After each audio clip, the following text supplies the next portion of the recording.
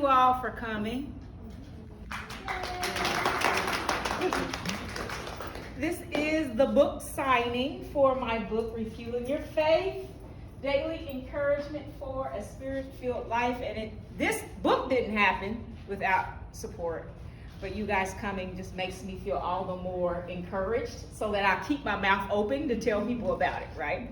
But thanks for all who have traveled. My sister traveled from Cincinnati, so I'm so glad that she's able to come. And then all of you friends, family who are here, thank you so much.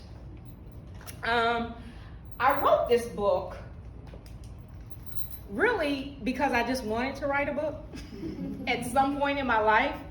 And I will say that it was never like a burning desire because I have not always been the strongest writer.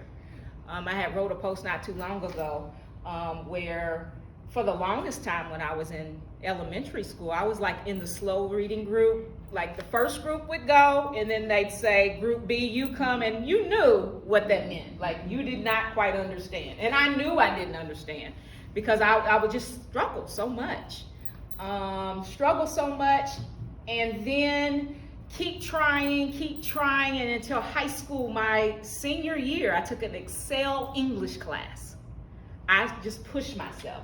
And Mr. Chitwood gave me a B on a paper that I knew, like he gave me a B, and it's a B, so y'all understand that I was really struggling.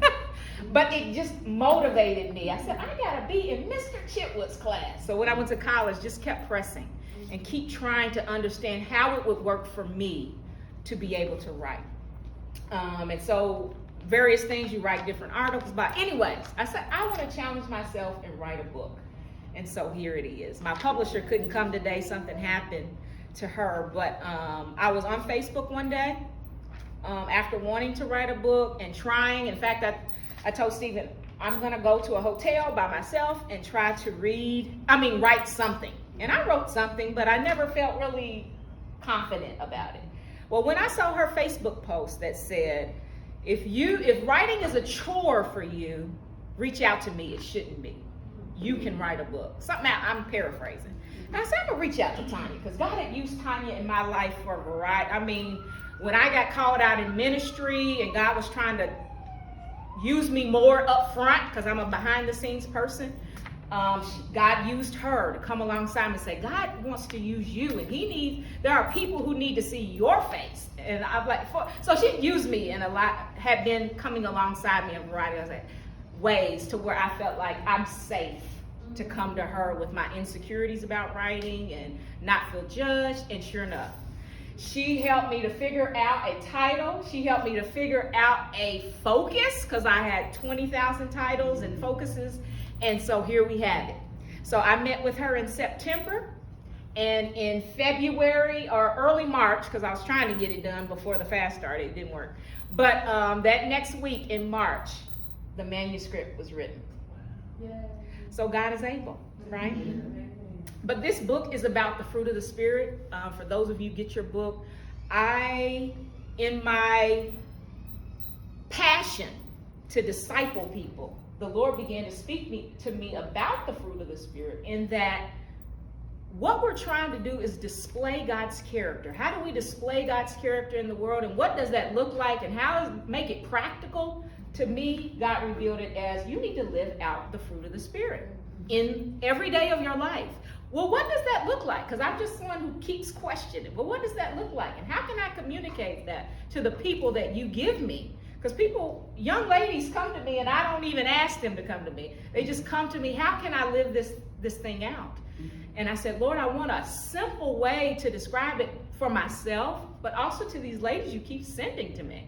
And he gave me the fruit of the Spirit. And I took the time to break it down to what does that look like practically in your everyday life. So that's what you're going to get in this book, which is some of the feedback that I'm getting.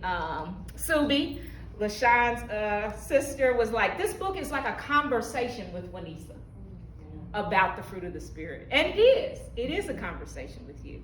Tiffany, she says, the reflection pages allow me to immediately communicate with God in a more authentic way. So she's going through there whatever has been shared, then she's able to write her thoughts out and have that prayer time with God right then.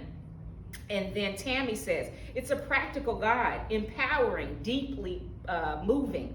And then Tony, the one who is mentioned in this book, who helped, just was a second pair of eyes in terms of content.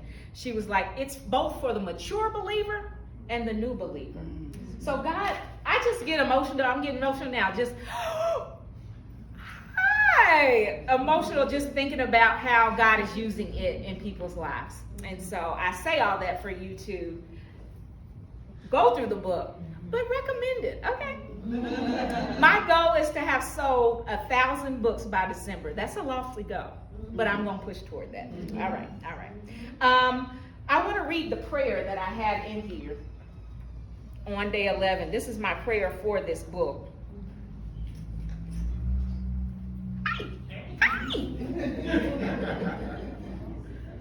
Okay. The prayer is, I pray this devotional provides you time to reflect on how you are showing up in this world. May God uncover lies you believe about Him, yourself, and others that prevent you from being who He created you to be. May His truth bathe you with confidence to surrender to His plan and empower you to be a bold representative for Him in this world. And that is my prayer for everybody, that we represent Him well. Because some of you know I went to Nigeria, but it made it so ever present to me as we were ministering to those inmates. Life is short. And if people don't have the message that they have the opportunity to live with God forever, it's now done. When many are choosing to not live with God forever by not accepting Jesus Christ, we don't want that. We don't want it. So that's why I wrote the book, for